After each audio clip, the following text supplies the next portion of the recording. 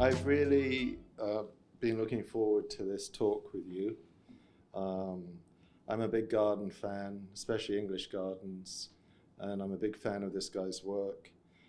Full disclosure, we did a show at my gallery in the summer. It was curated by Karen, three-person show, and Emmanuel's work was part of that show. I was very attracted to it, intrigued by it. We met then, and we kind of stayed in touch. And so we are here to talk. I would say from a distance, I would agree with Karen. I think you have a bright future. From my perspective, you're just coming out of school, but you've got a lot of stuff going on around you that you're creating that I think is very positive. So I wanted to start at the beginning, and I wanted to talk a little bit about your growing up in Lagos, because those were your formative years. I think you came to Canada when you were 17, is that right? Yeah. So what do you feel was anything from that first period of your life, that formative period, that started to inform your work as an artist? Yeah, I think so. I think one of the things I've been thinking a lot about is, I think coming to Canada, leaving Nigeria, there was a part of me that became really curious about, I feel like I started looking around me, Right. because everything was new, right? Everything was different. Yeah. And I think that in many ways that's sort of why I started making work, because it was a way to sort of try to make sense of everything I was seeing and trying to understand all the changes and the things that I was processing from leaving at 17 and really becoming an adult in Canada and trying to just make sense of all the things that were different and things that, ways that I was changing. Yeah, I'd say so. You told me that the first garden you fell in love with was in Alberta. Somewhere, was it in Edmonton or wherever you were? Yeah, it was my friend Cherry's garden, not Sherry, Cherry, which is really aptly named for a gardener. But I was working on a project where I was trying to grow a collection of plants that were native to the region. And Cherry had a native garden, so just plants that were indigenous to that space. And so I worked with her in her garden, transplanting about 300 seedlings in the spring as they were coming up. And it was just gorgeous. It was the first time I really ever gardened and did any work in a garden. British style garden, just totally, it looked, from the outside it looked like chaos, but then you on the inside you're everything is actually quite specific, and things are working together to sort of feed off of each other in interesting ways. Yeah.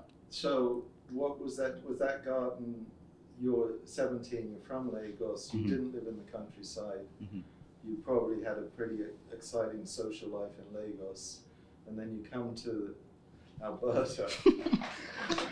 I won't even ask if it was the winter time. So was the garden kind of a zone for you? Was that kind of a place to fix on?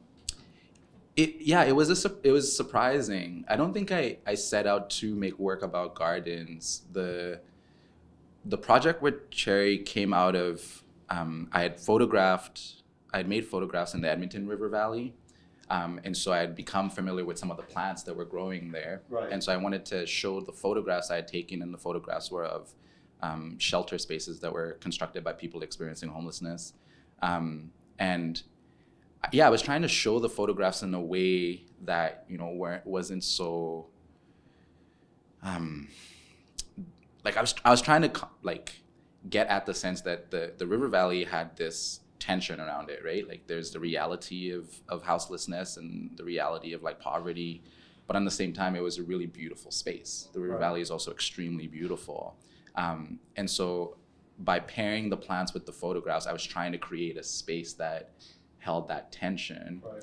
And that was what took me into the garden, because in the River Valley, you can't just transplant plants. So I worked with an organization of volunteers who were growing plants in their gardens. Right. So it was kind of it was serendipity. I just sort of ended up in a garden and wanted to stay there. Right. Yeah.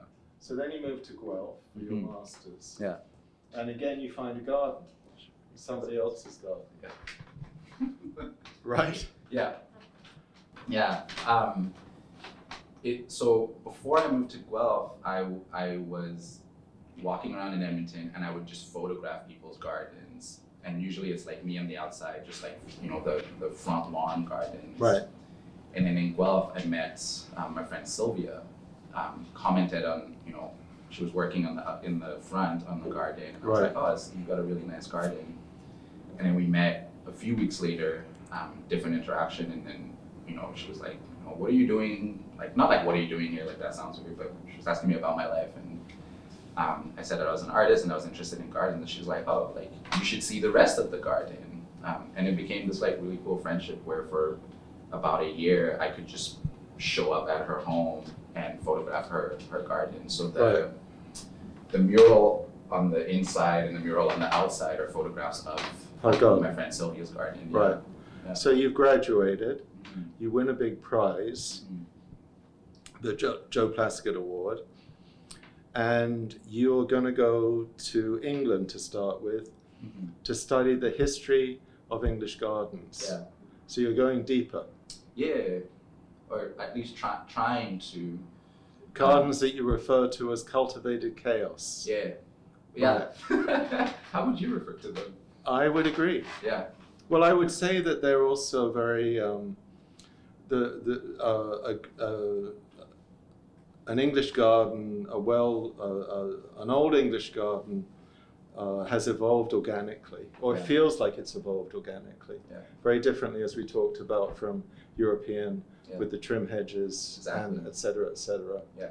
So you're going to go deep and go even further into that zone. Yeah. So we go back to the late 1700s and the final beginning of recognition of British landscape painters, and we talk about Turner specifically and Constable. Yeah. Both these artists you've looked at. I would say Turner's probably has a stronger voice for you. Yeah. Yeah. And how long ago did you start looking at those guys? A lot of it came together in grad school. I was having a conversation with one of my advisors, and especially with Turner. We're thinking about the idea of the sublime, right? In the sense that, like, when you, especially an English style garden that doesn't have a lot of structural elements to sort of be like, here's where, like, here's how the perspective falls and everything. When everything's sort of happening, how can you find a gestural or painterly or a drawing equivalent to capture that sense of intensity when you can't go in there and paint each leaf, right? And so you think about Turner's work really as being like studies in abstraction, basically, and these abstract marks come together, coalesce into defining a landscape.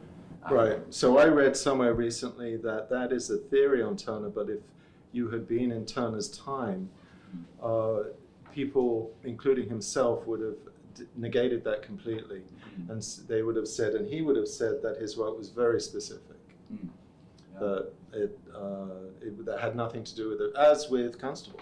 Yeah. In fact, Constable was even more so. Yeah. You can't, no two leaves are the same. So then Lucian Freud's favorite artist, Constable, by the way, just in case you didn't know. Okay, so we move across the pond to France. So I talked to you about Monet, but you said no, Bonnard. Yeah. The Bonnard interest for me came from an experience at the AGO. I never really looked at Bonnard seriously because, I was like, man, it's just like, it's nice, pretty, colorful stuff. I was like, that really didn't interest me. Yeah. At the time, I was more interested in serious things, like Francis Bacon. And then I stumbled across this Bonnard painting at the AGO, and the visual experience, I think it's two children playing in the garden or so is the name of the painting. Right.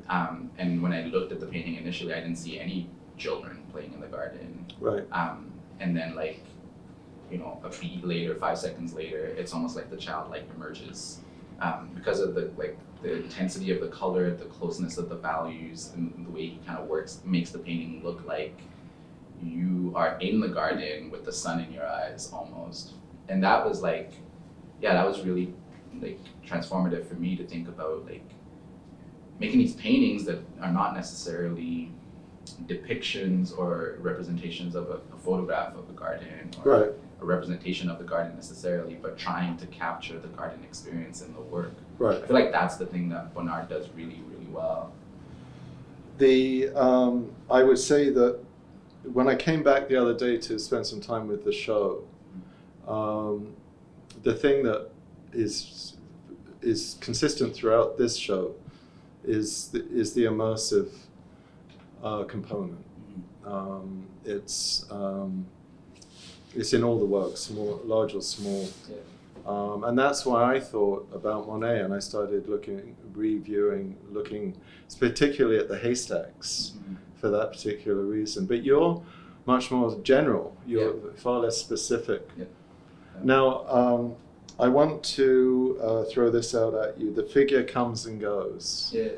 I gather it's coming back. It's coming back now. Yeah. Yeah. In a And in subtle way. why? What's it meant? What's it doing? Why is it there again? So when I started painting, so like coming out of undergrad, the work I was making was really figure heavy. Right. And then I think I was looking for a way to just like experiment a bit more, and making landscape images really helped me with that to just sort of play around. But I think I've been thinking a lot about like what it looks like to like this idea of like presence in the space. Yeah. One reason why I've avoided the figure in the past is because I've wanted the viewer to not feel like they were viewing a person in the garden, Right. but feel like they could enter, they could walk into that space, Right. And not necessarily feel like they had to share that space with someone else, like Right. it could be their own private space. Yeah. But these days there are a couple of images that I've been fascinated by where to me it feels like, or at least what I'm hoping for in the work, is that you can feel like you can join the person in the space. Right. Like I don't necessarily know what the flip was, but that's been my thing with the figure, is not wanting it to feel like an exclusionary space, to be like, oh, that's that person's garden. Right. Yeah. Yeah. So I think for me, that painting in the other room with the sculpture, that I was thinking about that this morning, that you're bringing that could easily be a figure. Yeah. But it's distanced enough, right? Because it's a sculpture. It's an allusion to a figure. Right. So we're not going to bore these people forever. So we're going to throw some things at you. Mark Rothko. Love Mark Rothko. Why? Intensity of color, like experience. Again, like I think I've only ever seen one in person. But to think about, it's interesting to be, beside this one, like, to think about just the intensity of the yellow versus the intensity of the green, and that the color has a particular tenor that it's hitting. That's the thing that drew me to Rothko and like Newman. And like when I first started really enjoying painting, it was like. So you were getting that from books? Yeah, looking at books. Yeah, amazing. Looking at books. Pollock. I mean, that's what you do in undergrad. Pollock. Love Pollock too. Different though. They're very different because of energy. Landscape. Landscape? Yep. How? That's one theory. Yeah. Yeah, he came from the Midwest, and they believe that a lot of his background, his base was Midwest ranches and farms. Yeah. So think of the grass blowing in the wind. Yeah, and that gesture, trying to capture that gesture. Right.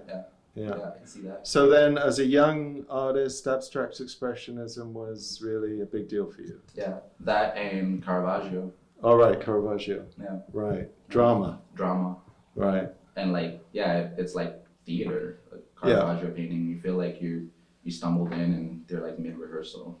Right. So you said to me the other day that you figured that Peter Doig had influenced more contemporary painters than any other single painter.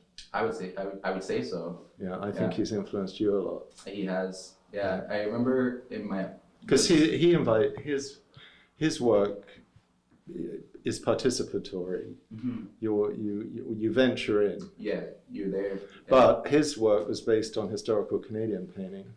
Yeah. Milne and Kurelik especially. Yeah. However, in an interview with him when he'd moved to England, he said that he was asked if he could paint England, and he said that he was only able to paint Canada after he left Canada. Mm-hmm. Do you have that with you, about that place and distance? I feel like the thing that's interesting there is that when you leave somewhere, then you start to really look. Right. I feel like that goes back to like your earlier question around like I feel like I began to pay attention in Canada because it was different. Right.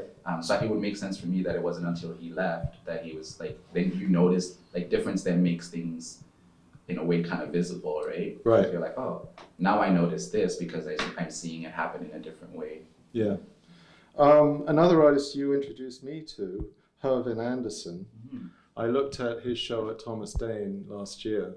This year, yeah. And I think your work is so different from his. I don't think he has any intention of wanting to include the viewer in the place he's depicting. I think he does. You do? Yeah. Okay, tell me. I think for me, I see so much in the paintings, in Hervin's paintings, I see a lot of like a questioning around desire and like wanting to access. So they do feel like invitations for me to like a lot of the work that I think most people have written about is the ones that have the grid work that kind of interrupts. Right.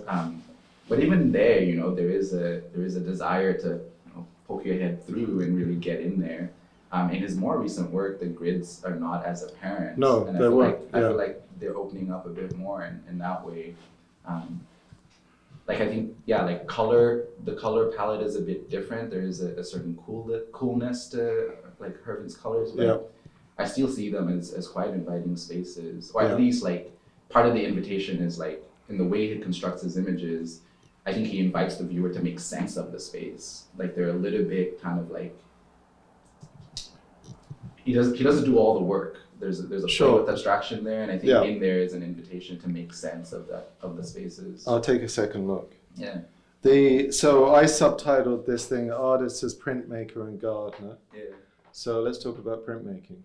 Love printmaking. Yeah, I know you do. In my undergrad, I think I spent more time in the print studio than in the painting studio. I think part of the fascination is just like, so like right now I'm making these etchings, and the process of, it feels like play, like the process of like putting things together, seeing what works, pushing something away, by aquatinting it or by sanding it away or scraping it away. It's to me, it reads very painterly, and like there's something in there about trying to understand the structure of an image even before it gets painted. I've always found with artists who have, especially if they've worked with printmaking early on in their development as an artist, that they usually employ this kind of layering process, this building up of an image, and you certainly do that. Yeah. Finally, I have to end here, artist as gardener. Yeah. But tell me about that. Tell me about the parallels between gardening and painting. Yeah. That was another thing I stumbled on because I was making paintings of gardens and I never actually really tried to keep plants alive ever. And then there are people that kill plants. There are people that bad cooks, right? Plant killers. Plant killers. Yeah. And last summer, a friend gifted me like a 4x8 bed on their property, and I tried to grow vegetables. And it was it just sort of like hit me. You're like trying to keep like, these beets alive, so I'm like moving these like wooden things to protect the beets from the sun, and then there's way more kale than you need. And there's just this like back and forth, and it felt like being in the studio. This sort of like navigation of like, oh man, that yellow is too much. Like how do I tone that back, or how do I bring something else in that'll actually make the yellow work? Also, I was making, so there in the show, there's one collage over there, and I was thinking about I made a lot of collages midway through my MFA, and they really influenced the way I was thinking about the painting and this process of layering as well. Yeah. And one thing I was thinking about was the fact that I was taking all these photographs of other people's gardens and then going back to my studio and making these collages, and it felt like a process of transplanting, of taking all these things Right. and then constructing my own garden, or recreating like a garden experience based on these transplants that came through the photographs. And then, you know, the painting surface becomes, you know, from a 4x8 bed, it's now a, you know, 7.5 by 6 foot bed to make the garden happen. Right. You know? Yeah. Yeah. Lastly, on a curatorial standpoint, I adore that wall in there with the 3 drawings. Was that your idea? Yeah. Yeah, it's really great. Yeah, it's nice. Like I was thinking about it in the sense that like we have these 2 larger paintings in this room, which like goes back to this idea of the immersion, right? Yeah. And to sort of create that feel there. So there's the immersion with the backdrop, and then there are these intimate moments that happen with the drawings, Yeah. which is part of the garden experience. Sometimes, you know, you've got the whole thing and you have a sense of being immersed in the garden, but then you have particular moments when you're looking at, you know, particular things. Yeah. Yeah. Yeah, no, it's great. The anecdotally, years ago, I started working with an artist, and they had their first show. I was working for another gallery at that point, and it had a big reputation, and this was a younger artist, and he came in and he had his first show, and it sold out, and confidence was high.